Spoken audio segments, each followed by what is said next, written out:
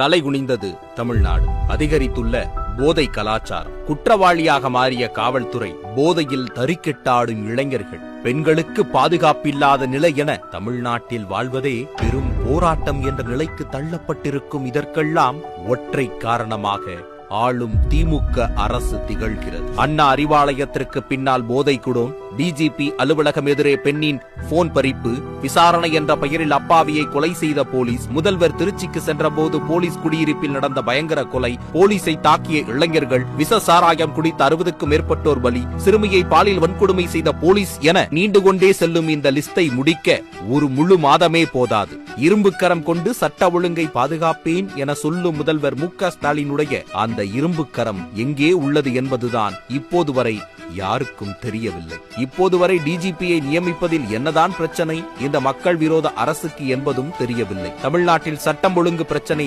தீவிரம் எடுத்துள்ள இந்த சூழலிலும் பொறுப்பு டிஜிபியின் கீழ்தான் எல்லாமே இயங்கும் நிலை இருந்து வருகிறது.